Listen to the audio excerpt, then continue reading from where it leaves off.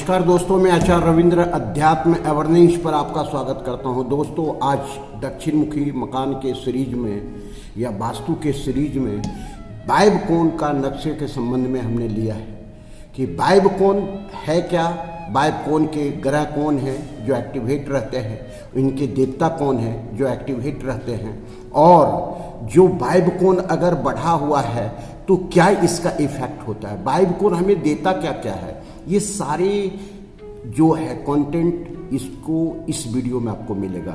तो धन्यवाद। मैं फिर अपने वीडियो पर आता हूँ। आप देखें कि वायव्य कोण क्या है। वायव्य कोण जो है 315 डिग्री पर स्थित होता है। 315 डिग्री ये है, 315 डिग्री पर जो क्षेत्र है वो वायव्य कोण कहलाता है।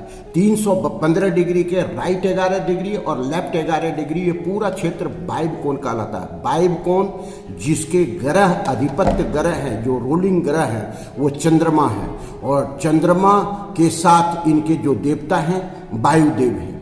अब देखिए, ये जो क्षेत्र है वास्तु के 16 जोन में जो है तो सबसे ज़्यादा एफेक्टेबल ये क्षेत्र है, कारण कि ये सपोर्टिंग जोन है। 315 डिग्री पर सपोर्टिंग जोन आता है। बिना सपोर्टिंग का लाइफ में कोई व्यक्ति आगे नहीं बढ़ सकता है, कुछ भी नहीं कर सकता है।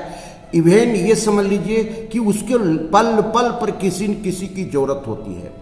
क्योंकि वीडियो बड़ा ना हो जाए तो टू द पॉइंट बात कर रहे हैं। तो ये सपोर्टिंग जोन का क्षेत्र है। जैसे मान रखें आपको जीवन में कुछ करना है, लोन लेना है तो बैंक का सपोर्ट पड़ेगा, किसी कोई भी वर्कर है तो उसका सपोर्ट पड़ेगा, भाई बंधु है उसका सपोर्ट, अपने पिता से सपोर्ट लेना है, माता से सपोर्ट लेना है, पत्नी से सपोर्ट लेना है, सब जगह सपोर्टिंग। अगर ये कोण डिस्टर्ब है तो आपके लाइफ में सपोर्टिंग खत्म हो जाएगा, सपोर्ट खत्म हो जाएगा। अब ये खत्म कैसे होता है, दोष उत्पन्न कैसे होता है, इसकी स्थिति विकट स्थिति कैसे पैदा करता है। वास्तु चूंकि एक विज्ञान है और विज्ञान प्रमाणित होता है, इसे कोई भी जो है सो लेकुना का इसमें कोई जगह नहीं होता है।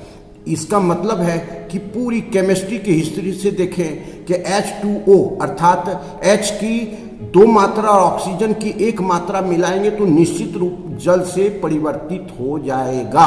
उसी तरह वास्तु के इस क्षेत्र में हम देखते हैं कि थोड़ा सा भी अगर आपने गलती किया तो उसका रिजल्ट आपको आएगा ही आएगा, कोई नहीं रोक सकता है। अब हम आते हैं डिटेल पौधे। ये समझ लीजिए कि ये वायव्य कोण है। सबसे पहले 4 दिशा को समझते हैं। ये पूर्व का क्षेत्र है, ईस्ट कहते हैं, ये वेस्ट कहते हैं, ये नॉर्थ है, ये साउथ है।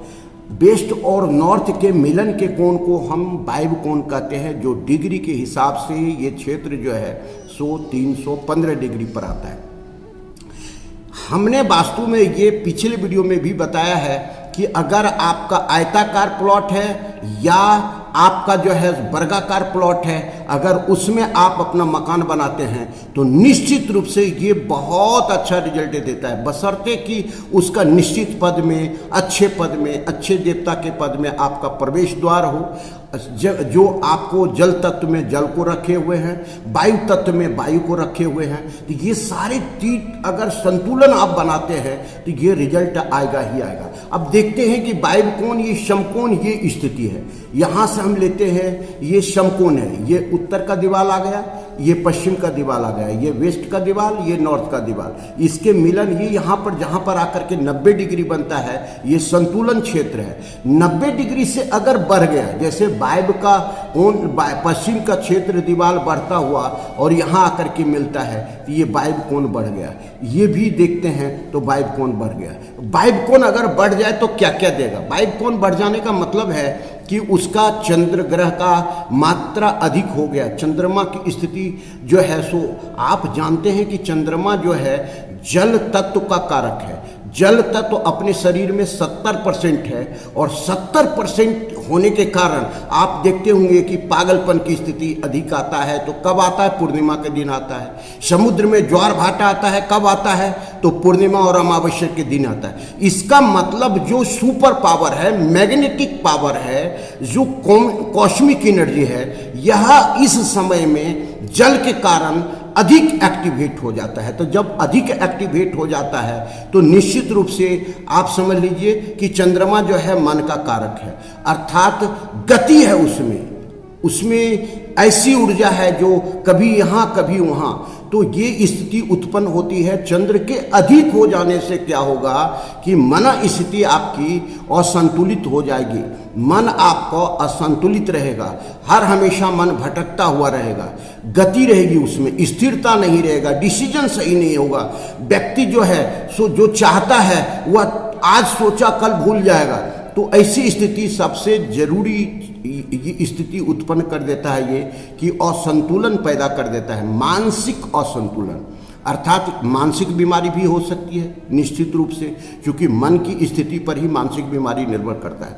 अब आता है कि और क्या हो सकता है, कफ की स्थिति अधिक हो सकती है। यहाँ कफ तत्व ज्यादा है, चूंकि वायु तत्व है तो वायु तत्व है कफ पित्त वात, तो वात की स्थिति ज़्यादा हो जाएगी। वात की स्थिति होगी तो जोड़ों में दर्द, घुटने का दर्द, जगह जगह पे दर्द, ये बीमारियां होनी ही है, इसको कोई रोक ही नहीं सकता है।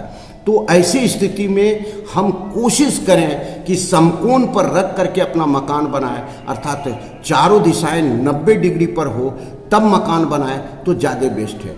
और अगर यहाँ से हो गया तो जो सपोर्ट आप बैंक से लेना चाहते हैं, भाई बंधु से लेना चाहते हैं, तो ये संतुलन बिगड़ गया है। आप ये समझिए कि ये असंतुलित हो गया। ये कौन असंतुलित होने का मतलब है कि सभी से सपोर्ट आपका खत्म हो जाएगा। सपोर्ट खत्म होने के पहले मानसिक स्थिति लोगों का डिस्टर्ब होता है, लोग को बोलना क्या बोल गए क्या, रिलेशन बनाना क्या कर दिए क्या, तो ये सारी सिचुएशन जब उत्पन्न हो जाता है व्यक्ति के अंदर तो जो उसका अच्छा संबंध है वह बिगड़ जाता है। और जब संबंध बिगड़ जाता है तो कैसे संबंध बिगड़ता है, कहते हैं कि जैसे कि अगर हम किसी को प्रेम से बोलना है तो उसे बोल नहीं पाए, किसी के साथ अच्छा व्यवहार करना है बोल शब्द के द्वारा तो वो नहीं कर पाए, तो वो अपना दुश्मन पैदा हो जाता है। इसका मतलब ये दुश्मन भी पैदा करता है, कोर्ट कचहरी भी आपको दे सकता है, आपको कई प्रकार के झगड़े में फंसा सकता है, आपको वैसे इल्जाम भी लगवा सकता है जो आपने किया ही नहीं है। तो ये सारी सिचुएशन यहाँ पर पैदा करता है। उसके बाद अगर कहें कि इकोनॉमिकल सपोर्ट भी खत्म हो जाएगा, आपके जीवन में जो पैसे आने जाना है, लोग देने वाले हैं, आपका पैसा फंसा हुआ है, वह भी सपोर्ट आपके लाइफ में खत्म हो जाएगा। और क्या हो सकता है, और हो सकता है कि घर में आपके बच्चे असंतुलित हो जाएंगे अगर यहाँ पर ये डिस्टरबेंस होता है, गलत आदतों में भी जा सकते हैं। उसकी मन स्थिति, घर में रहने वाले जितने लोग हैं सभी की स्थिति डमाडोल हो जाएगी। तो ये सारी संतुलन, अब करना क्या है, डायरेक्ट हम उपचार पर आते हैं।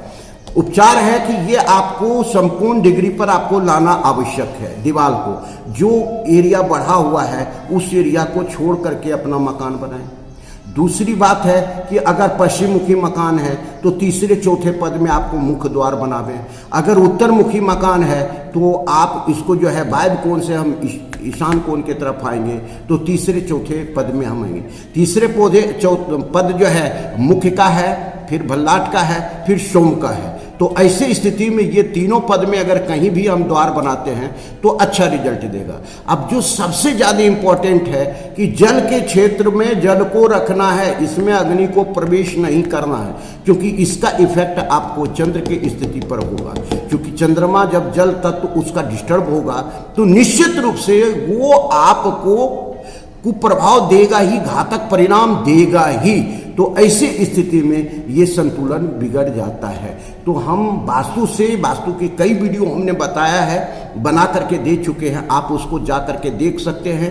कमेंट बॉक्स में कोई प्रकार का दिक्कत हो तो आप मुझे बता सकते हैं, और कोई भी नक्शा आप चाहते हैं तो बिल्कुल आपको प्रॉपर बना करके दे सकते हो। उपचार का दूसरा पॉइंट है, दूसरा पॉइंट पर हम देखते हैं कि पिरामिड जो है ट्रीटमेंट यहाँ पर करेंगे। पिरामिड ट्रीटमेंट करने का मतलब है कि यहाँ से दोनों पश्चिम के दीवार पर 9 पिरामिड और एक एक पद में एक एक पिरामिड देना है, नहीं तो 3 पिरामिड या 6 पिरामिड, क्योंकि विषम स्थिति में इस पिरामिड को हमको संतुलन में लाना है। तो उत्तर में भी हम करेंगे और इधर भी करेंगे। तो ये तो हो गया समकोण डिग्री पर निकाल करके। उत्तर के दीवार में व्हाइट 4 इंच का जो है व्हाइट पट्टी आपको यहाँ से वहाँ तक कराना है, मार्बल से, व्हाइट मार्बल से। और ये जो है सो ग्रीन या जो है सो स्काई ब्लू के रूप में ये टाइल्स से आपको करवाना है। तो ये 4 इंची का पट्टी लगा दें तो संतुलन आएगा। फिर उसके बाद हम चांदी के ये जो वायर होते हैं, ये यहाँ से लेकर के हम चांदी के वायर पश्चिम के दीवार पर भी लेंगे और उत्तर के दीवार पर भी लेंगे, तो काफ़ी अच्छा रिजल्ट मिलेगा। तो फिर और उसके आगे क्या कर सकते हैं कि आपको अगर इससे ज़्यादा आपको रिजल्ट लेना है तो निश्चित रूप से अपने माता की आप सेवा करें। व्यवहारिक बात पर अपन आते हैं, उपचार पर आते हैं। माता स्वरूप जितनी भी लेडीज हैं उनकी सेवा करें, घर में स्त्रियों का सम्मान करें, पर जो भी स्त्रियां हैं उसके प्रति मान सम्मान रखें। अगर आपने पर स्त्री गमन किया, पर स्त्री दोष अपने ऊपर लाया, चंद्रमा और विकट स्थिति हो जाएगी। एक तो नीम और दूसरे करेले की बात हो जाएगी, तो आप निश्चित रूप से जीवन में और ज़्यादा परेशान हो जाएंगे। धन्यवाद। फिर मिलते हैं अगले वीडियो में। जो भी दिक्कत है आप कमेंट में डाल सकते हैं और चाहे तो ये वीडियो अपने बंधुओं तक दे सकते हैं ताकि आपकी इस विद्या का उपयोग लोग ले सके। धन्यवाद। फिर मिलते हैं अगले वीडियो में।